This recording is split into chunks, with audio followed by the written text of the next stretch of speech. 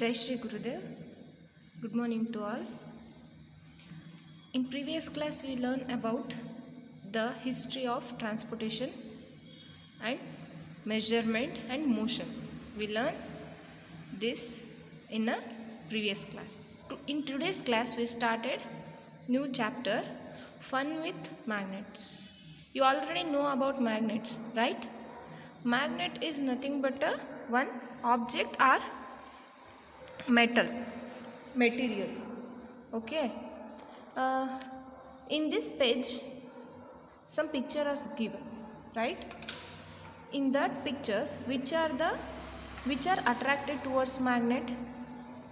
Tell me.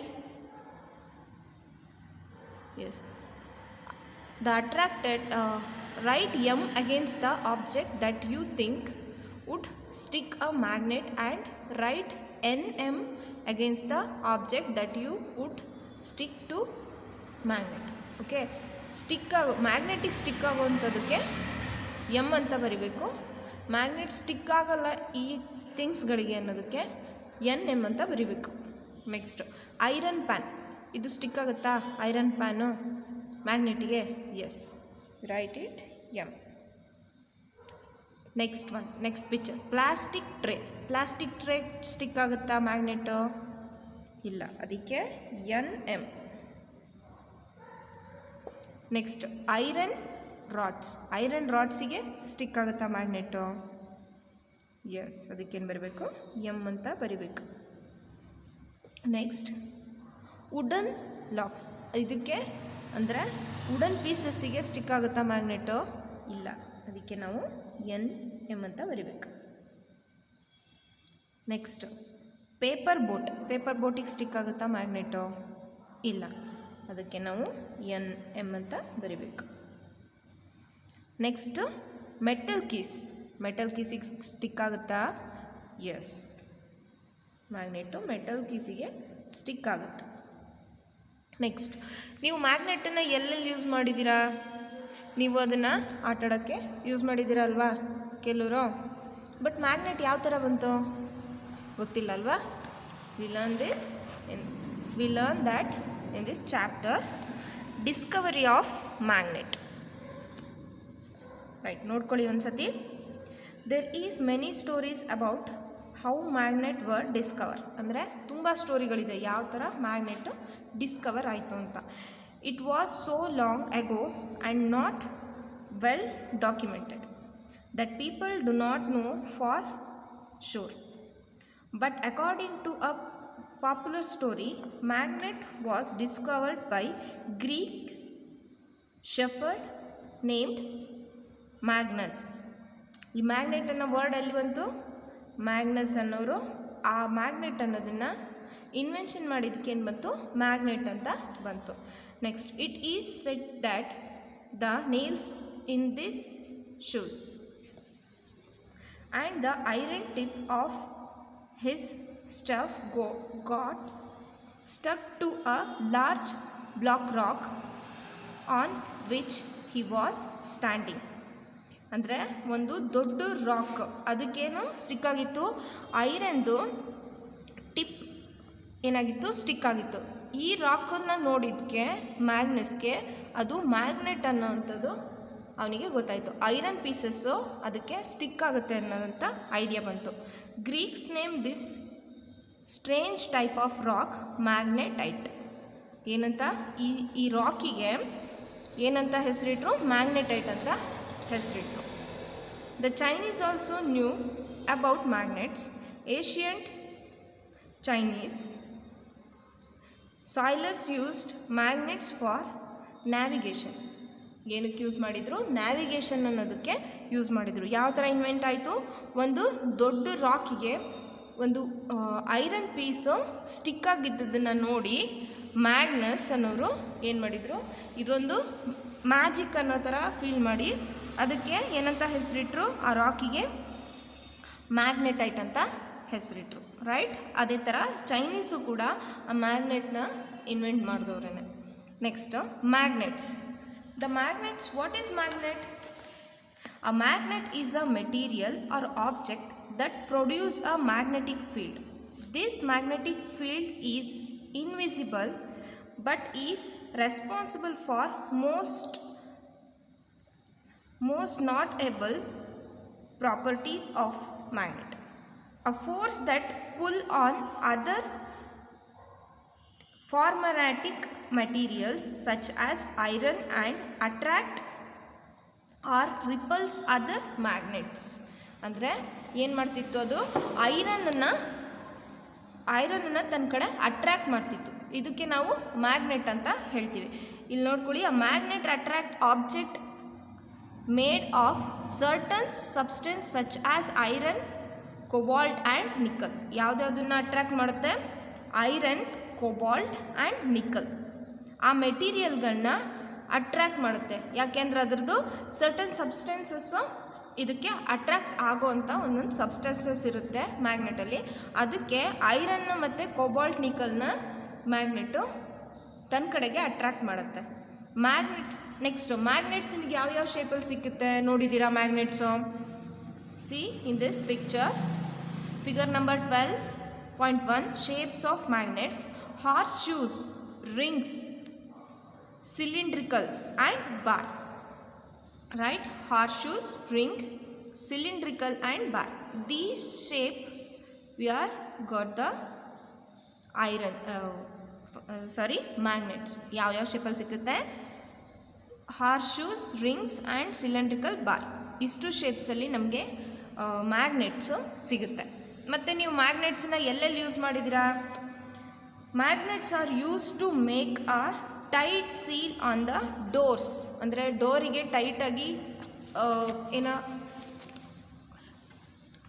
ಕೆಲವು ಡೋರ್ಗಳಿರುತ್ತಲ್ವ, ಯಾವುದೋ ಕಬೋರ್ಡಿಂದೆಲ್ಲ ಡೋರ್ಗಳು ನೋಡಿದ್ದೀರಾ, ಅದಕ್ಕೆ ಮ್ಯಾಗ್ನೆಟ್ನ ಅಟ್ಯಾಚ್ ಮಾಡಿರ್ತಾರೆ. ಯಾಕೆಂದರೆ ಅದು ಟೈಟಾಗಿ ಸೀಲಾಗಿ ಕೂತ್ಕೊಳ್ಳಿ ಅಂತ ಹೇಳ್ಬಿಟ್ಟು. ಆಮೇಲೆ ರೆಫ್ರಿಜರೇಟರ್ ಎಲ್ಲರೂ ನೋಡೇ ಇರ್ತೀರ. ರೆಫ್ರಿಜರೇಟರ್ ಬಾಗಿಲು ಒಂದ್ಸತಿ ಹಿಂಗೆ ಒಂದು ಸ್ವಲ್ಪ ಟಚ್ ಮಾಡಿದ ಕೂಡಲೇ ಹೋಗಿ ಕ್ಲೋಸ್ ಆಗುತ್ತೆ. ಅದರಲ್ಲಿ ಏನಿರುತ್ತೆ?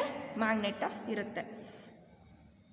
And power speakers, then using the earphone also, right? In that earphone also magnet are used.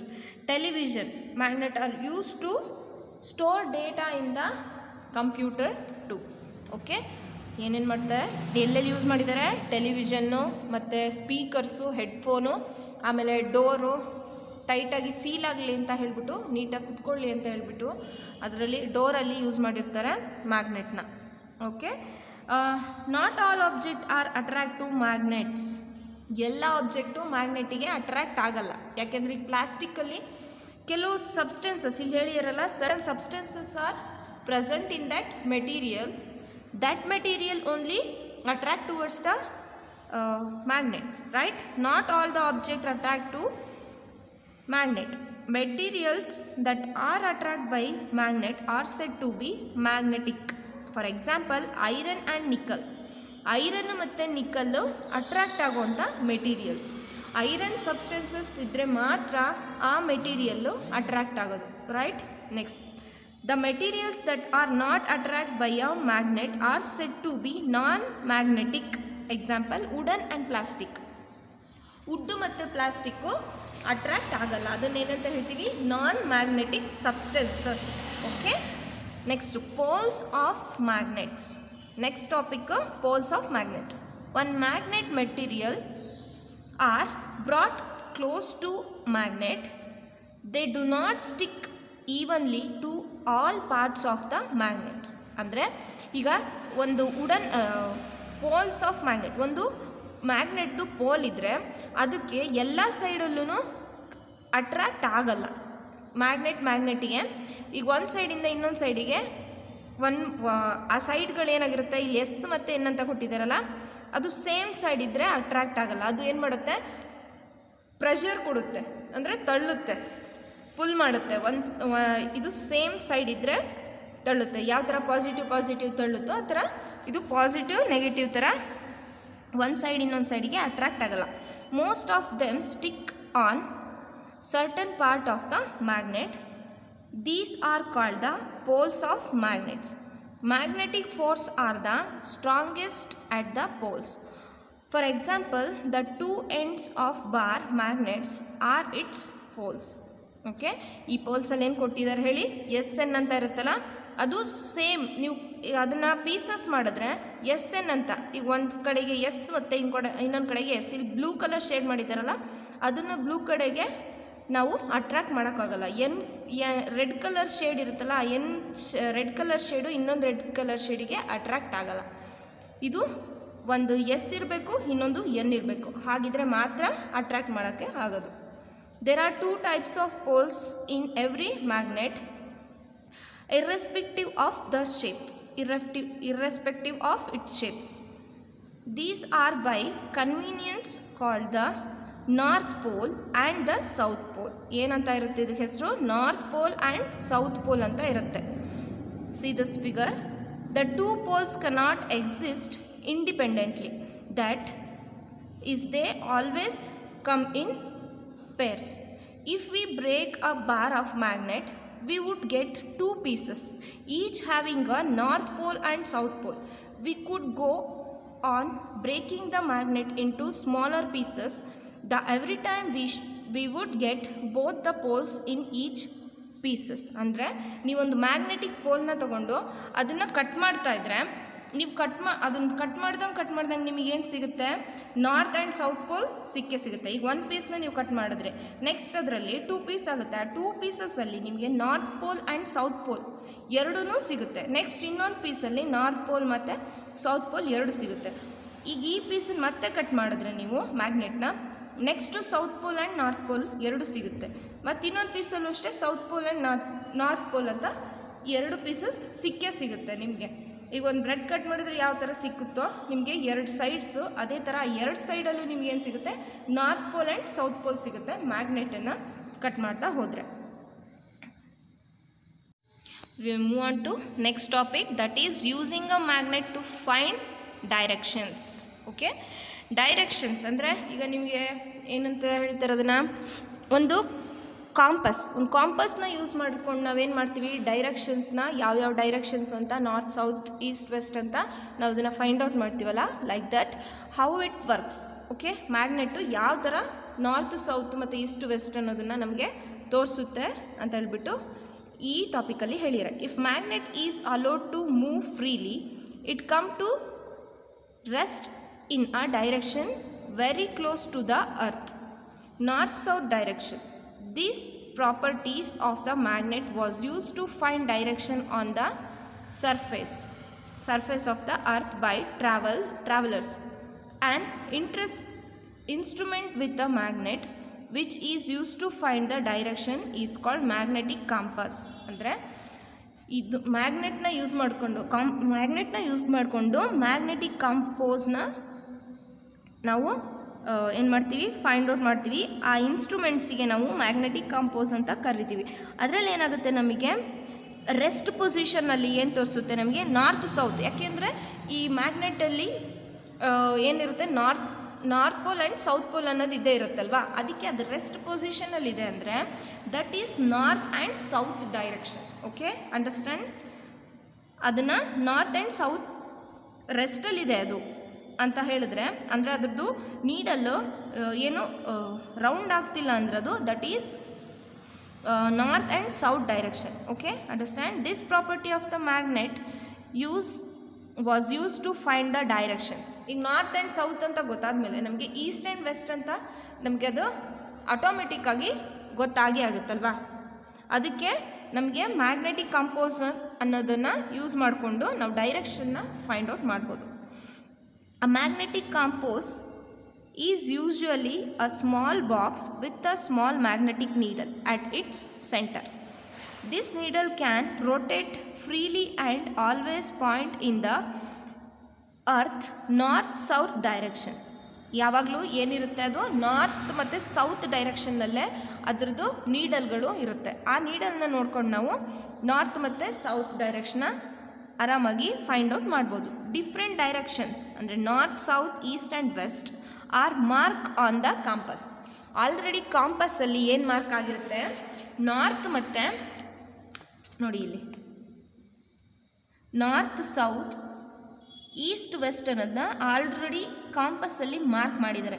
ಈ ನೀಡಲ್ ಮೇಲೆ NS ಅಂತ ಕೊಟ್ಟಿದ್ದಾರೆ. NS ಅಂದರೆ ಇದು ಏನು ಹೇಳಿ? ಇದು this needle is made up of magnetic needle. Okay, ಇದು ಮ್ಯಾಗ್ನೆಟಿಕ್ ನೀಡಲ್ ಆಗಿರೋದ್ರಿಂದ ನಮಗೆ ನಾರ್ತ್ ಮತ್ತು ಸೌತು ಈಸಿಯಾಗಿ ಗೊತ್ತಾಗುತ್ತೆ. ಯಾಕೆಂದರೆ ಇದು ನಾರ್ತ್ ಪೋಲು, ಇದು south pole.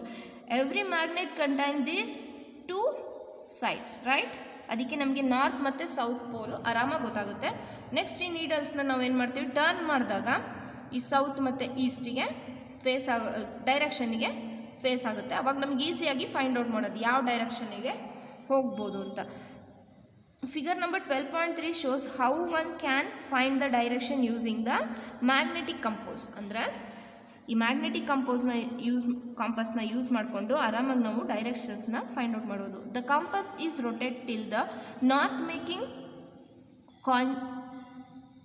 Consider with the end of the needle pointing the north. Needle ಎಲ್ಲಿ ಪಾಯಿಂಟ್ ಮಾಡ್ತಿದೆ, ನಾರ್ತಿಗೆ ಪಾಯಿಂಟ್ ಮಾಡಿದೆ. Direction to the seen to be seen. The desired direction is our compass. Okay, next ಏನಿದೆ, East in this case. ಅಂದರೆ is to ಈ ಕೇಸಲ್ಲಿ ಏನು ತೋರಿಸ್ತದೆ, ಈಸ್ಟನ್ನ ತೋರಿಸ್ತಾ ಇದೆ. ಗೊತ್ತಾಯ್ತಲ್ಲ ಯಾವ ಥರ ಮ್ಯಾಗ್ನೆಟ್ನ ಯೂಸ್ ಮಾಡಿಕೊಂಡು ಡೈರೆಕ್ಷನ್ನ ಫೈಂಡ್ ಔಟ್ ಮಾಡ್ಬೋದು ಅಂತ. ಕಾಂಪಸ್ನ ಇಟ್ಕೊಂಡು ನಾವು ಡೈರೆಕ್ಷನ್ನ ಫೈಂಡ್ ಔಟ್ ಮಾಡ್ಬೋದು ಅಂತ ಗೊತ್ತಾಯ್ತಲ್ವಾ. ಎಷ್ಟು ಪೋಲ್ ಇರುತ್ತೆ ಮ್ಯಾಗ್ನೆಟಲ್ಲಿ?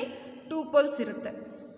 ಒಂದು ಸೌತ್ ಪೋಲು, ಒಂದು ನಾರ್ತ್ ಪೋಲು. ಅದು ಸೌತ್ ಪೋಲು ನಾರ್ತ್ ಪೋಲು ಇರೋದ್ರಿಂದ ನಾವು ಈಸಿಯಾಗಿ ಡೈರೆಕ್ಷನ್ನ ಫೈಂಡ್ ಔಟ್ ಮಾಡ್ಬೋದು ಈ ಮ್ಯಾಗ್ನೆಟಿಕ್ ಕಾಂಪೋಸ್. ಓಕೆ.